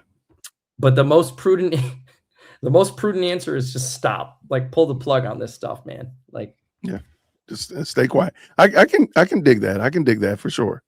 All right. So as we round these bases, Beard, I got one more for you. Which of these three stories, the Karmelo Anthony, Rick Cho, or the Candace Owens litigation, do you think has the best, or rather the most misunderstood by the public? And what are people getting wrong as an overall? Yeah, I think I have maybe two angles to this. Karmelo Anthony's case absolutely demonstrates that stabbing someone in the chest, that's deadly force. Whether you intended to kill them or not, it is deadly force. Right. Was not justified under the facts. Period. Done. It's that simple. And people are getting wrapped into, well, he's a this type of kid lives in this community and he grew up like this and he's afraid for his life. And I've heard people say, if you come up to my kid and you say this, and I'd say, if somebody come up to your kid and even threw a punch and you stab them in the chest, your kid's going to go to prison. I mean, right. I don't understand why it's not black and white for people. So I think that's misunderstood. I think people are getting that wrong, that it's unjustified. The facts presented to the jury demonstrated the conduct was unjustified. Maybe there's a different version of these facts, Jay, in some other universe where Karmelo Anthony was right in what he did. Definitely is not what happened in the courtroom. No. Second thing is, I do have, with respect to the Rick Cho case and his acquittal. I do have reservations about him shooting a 14, 15-year-old kid in the back. 100%, I said it already. But you got to understand, and the public is misunderstanding, that the question is, did the prosecution meet their burden of proof Correct. on premeditated murder? And the jury says they did not meet that burden because the defense, they believe, met their burden to show that he believed that the use of deadly force was necessary, that he reasonably believed that he had to use at least that amount of force to save himself or his son. And Wow. make no misunderstanding, whether the jury loved the fact that there was a dead body as a 14-year-old, 15-year-old kid that was dead, whether the jury loved that fact or not is not relevant to whether they believed Rick Cho's story, credibly believed his story, that I thought my son was going to die and I had no choice. I think those are two big misunderstandings. And again, look, the law's full of gray areas, and I really hope the jury got these things right. You know, I really hope that the jury got these things right. I think based on the evidence they did. I'm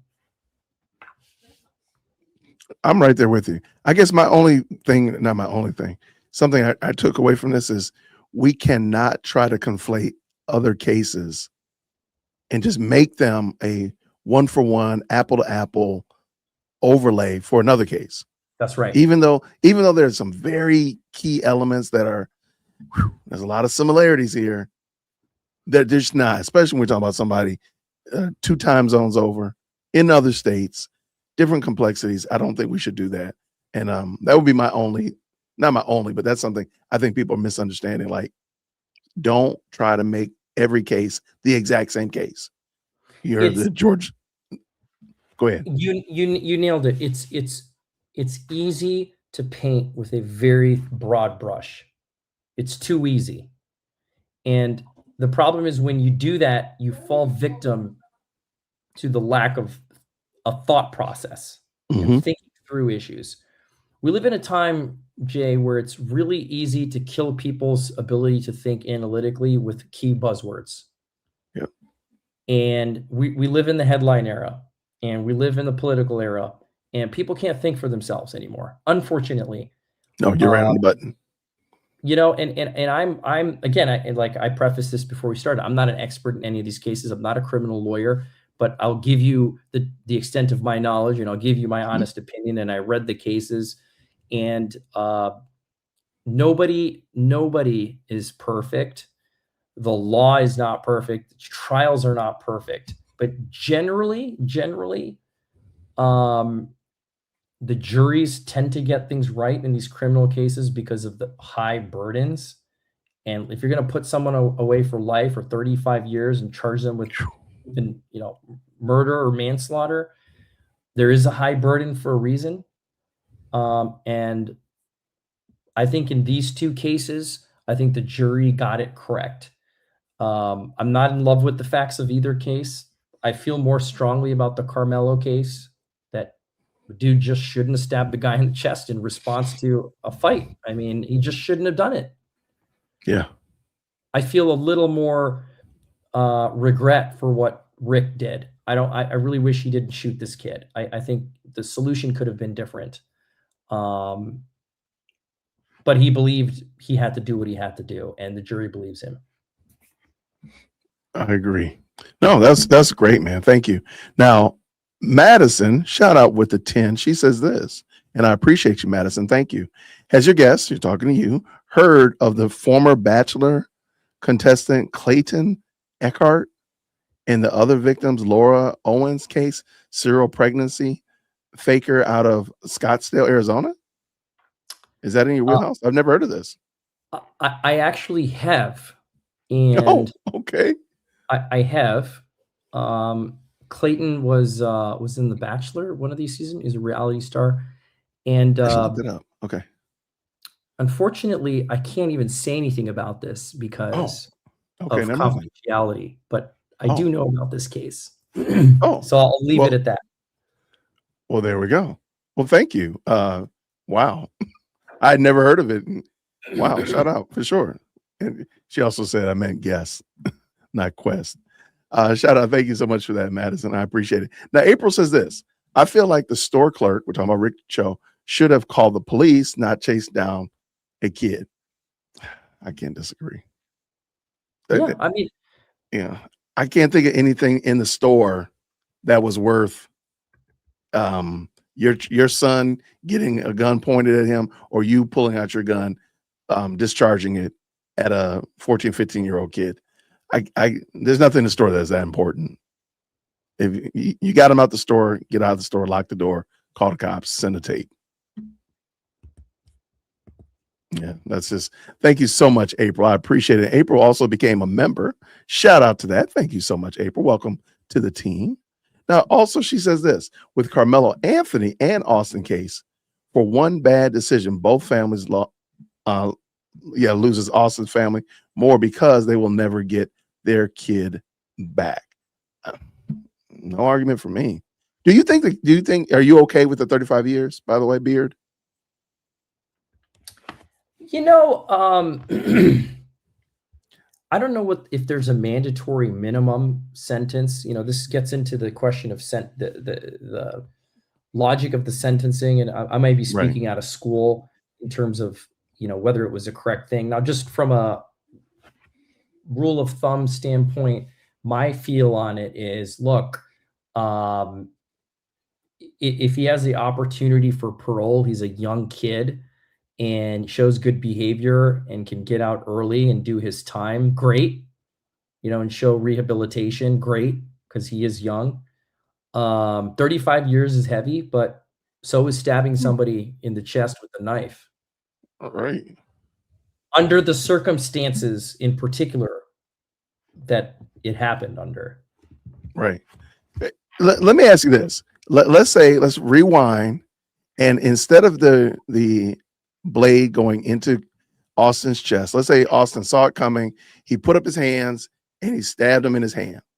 I mean, went through his hand, so he pierced his hand and it was in there.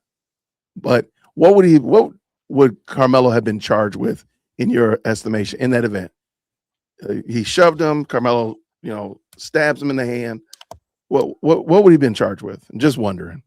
Yeah, probably assault with the deadly weapon. Yep. Okay. You know, assault with the deadly weapon, which is a serious charge. It's a felony. Yeah. Probably it could have had a 5 to 10 year prison sentence as well. But he, in a way, he's lucky he didn't get a life sentence. I agree 100%. You know, he could have absolutely gotten a life sentence, and I understand. Again, he's 17. There might be a chance for rehabilitation. I totally get it. I was just wondering, again, if you use a deadly weapon, but it doesn't do the deed of killing somebody, how does that work? And I thought it was going to be assault with a deadly weapon. So shout out to you. April also says this is why I teach my kids, don't put your hands on in your pockets while you're in the store. And I don't let my kids go anywhere without me except to school. LOL. That's because I can't go, or I would. I'm right there with you. I just tell my, because I'm the guy, I've told this story before. I walk around the grocery store putting all my stuff in my grocery bag. I carry my grocery bag. I don't carry a cart. I don't get one of the little baskets. I put everything in my grocery bag and I walk around the store. And I'm like, I live in a predominantly mixed neighborhood. There's more white people in my hood than black. And not one person has ever stopped me to search my bag. I've never got pulled over. I've never, you know why? Because I don't be stealing. I don't. Everybody in my grocery stores know me. And it's another reason why when you get pulled over by an officer, you keep your hands on the steering wheel. Let me do this. No, usually on Thursdays, Beard, we do body cam bingo, and we watch body cam footage. And I found a video. Oh, you're gonna watch it with me. You're stuck now. You're gonna have to watch this because we've watched some of the worst body cams. I mean, just like take me to jail body cams. I saw one yesterday that made my heart feel good. My cold, callous heart felt warm. I said, this is exactly what we've been talking about, and I can't find it. Where'd I put it? You're gonna love it, especially if you've seen these body cams where these people do all these boneheaded stuff and get themselves put under the jail almost. This one right here will really, it was great. Okay, continue though. Oh no, no, okay. That was basically my line. I mean, this is why you learn to do things in a certain sequence as a member of society, because we don't like the risk of being shot or arrested or whatever. No, I'm right there with you. Thank you, Amethyst. She says this: all lawyers must be prudent in their ex parte public statements about cases, especially when they are not directly involved. He's not pondering, he's protecting his reputation, character, and brand. I think somebody, thank you, Amethyst, for the very kind 10 right there. Yeah, we don't want to we don't want you Beard, to put yourself in a position where you're saying something out of turn or looking like an expert in something that you're not truly an expert in. So no, that's what we're right there for you. What we got here? With everything going on today, this is why I go around listening to Michael Jackson's song Black and White. Thank you, April. I appreciate it. And then she came back around the bases. I did pray that if Carmelo Anthony got found guilty, that he would have a chance at parole because he is young. Yeah, I can dig it. It's just, the parents don't get their son back. So, and he was young, you know what I'm saying? So, and he'll never be able to be old. So I get it. I just don't, there's just some back and forth a little bit. Like, I don't know. I don't know how I feel about that one. But anything you want to add on that? Listen, you do the crime, you do the time, and there's no question. Look, there was never a question of whether he stabbed and killed someone with a knife. That was never up for debate. He did that. The question was whether he was justified, and he was absolutely not justified. And so, yeah, he's young, and he should go away for a long time, and he should suffer, and his family should suffer, because, like you said, you can't bring back the kid who's not here anymore, and his parents have to suffer. And look, the law has a tough thing to balance, right? And in this case, when a life disappears in an unjustified manner, a life sentence makes sense. I mean, it's hard to accept, but I agree with you. I agree. And I mean, in one aspect, I agree with you.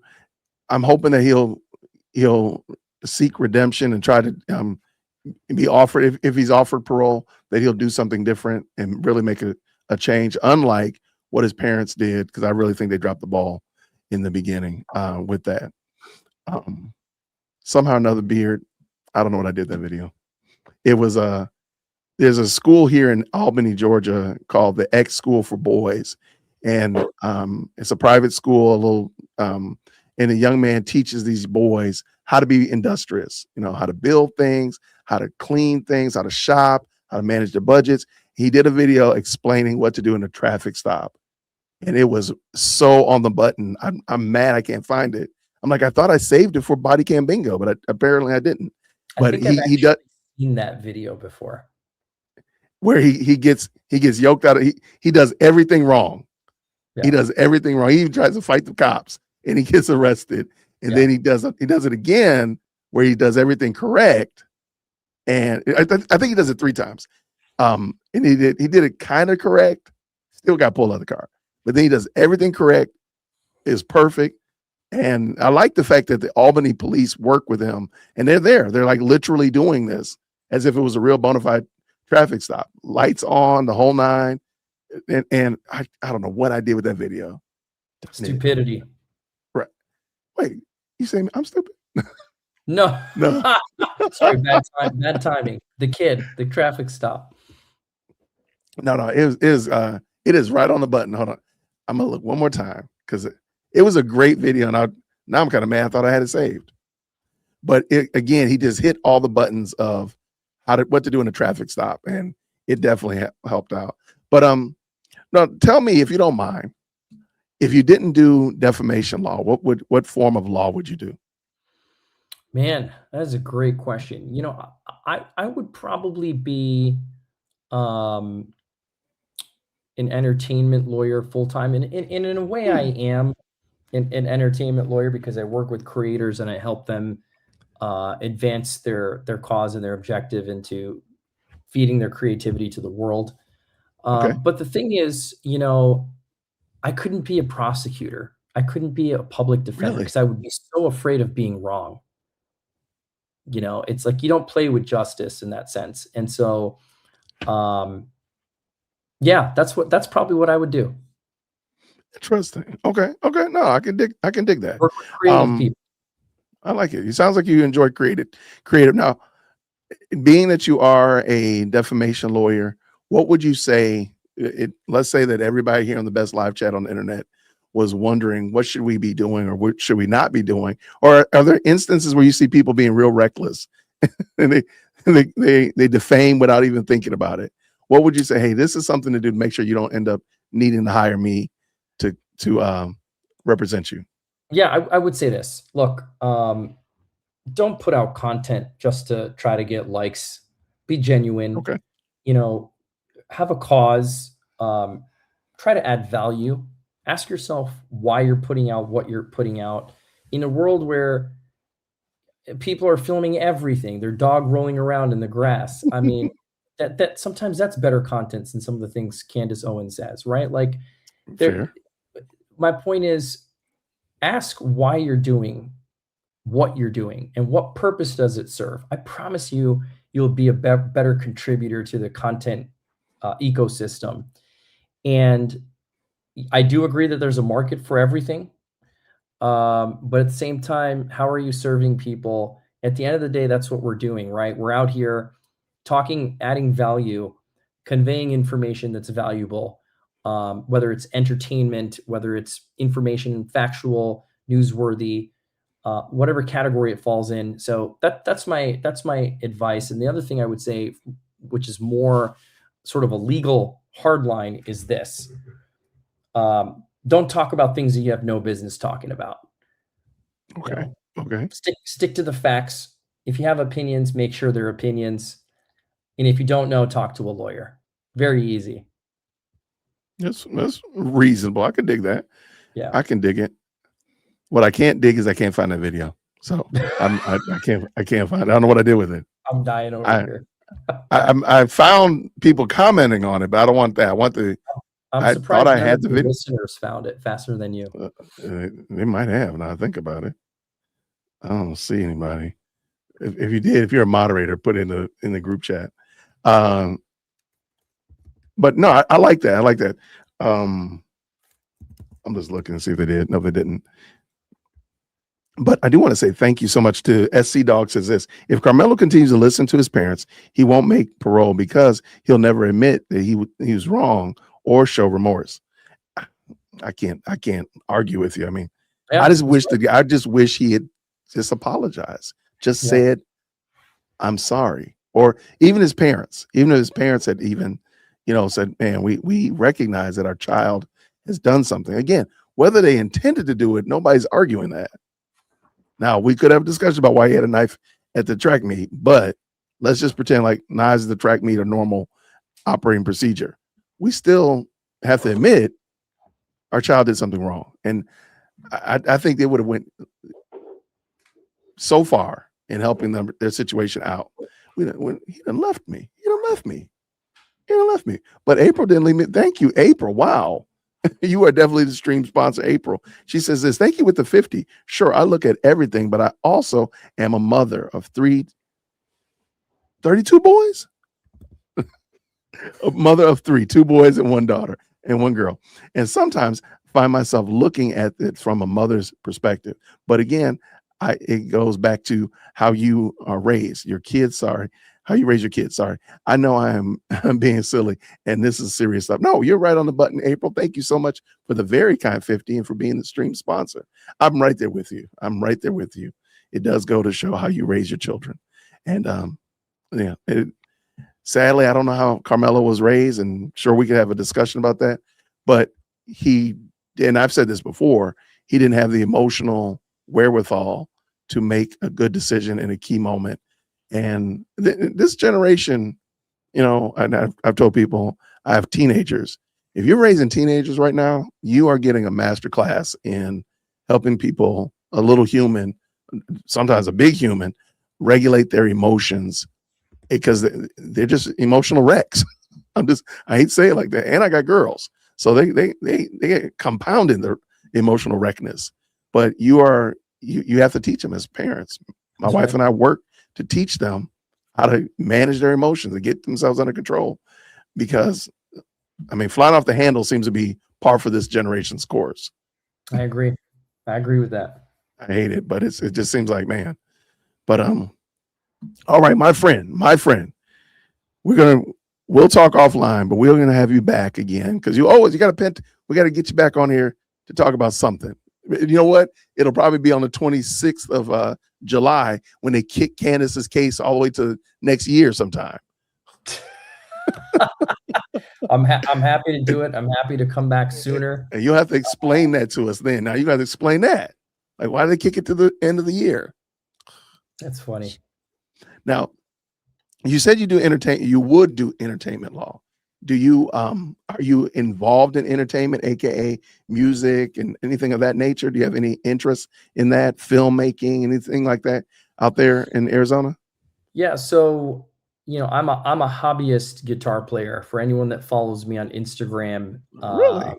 I've got a highlight with me playing some clips. I've played for over 25 years. I'm actually pretty good. I can play by ear almost anything I hear. So I love music. I'm also a visual artist. I love painting realism and drawing realism. I think I've got some stuff posted on my Instagram as well. So from a visual arts standpoint, I love visual arts of all sorts. I've got a real soft spot for artists of all kinds. And so I believe, because I have a personal passion for that, that I would, if I just did that kind of work, it would be very fulfilling to me. And yeah, I do get to work with creators, not as much artists, although we do work with artists when it comes to like trademark, copyright, and their internet related issues. I'm not signing artists to labels, right? I'm not doing that kind of stuff. Okay. But yeah, so we still work with creators of all kinds to protect their visual and audio assets online and their reputation online. But yeah, so I mean, I still get to dabble in some of the IP stuff that their needs demand. So that's fun. I like that. Okay. So if I needed to copyright all my wonderful podcasts, you'd be the one I would talk to. Yeah, you could do a compilation. You don't have to do them one by one. You could certainly file a U.S. copyright on a compilation. You could also obviously trademark your name, trademark your logo. Yeah, there's a lot of things you could do. Interesting. Well, we're going to talk offline. For sure. I love it.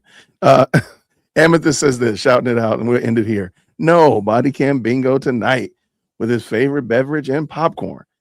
We'll have to have you come on, and we'll what had happened is, throughout the day while I'm doing research and stuff like that, I started watching body cam footage, and it's just so fascinating, from sovereign citizens to drunk drivers to people doing some of the crazy stuff. Sovereign citizens. We should do a whole episode on that nonsense. Oh my God. Well, there we go.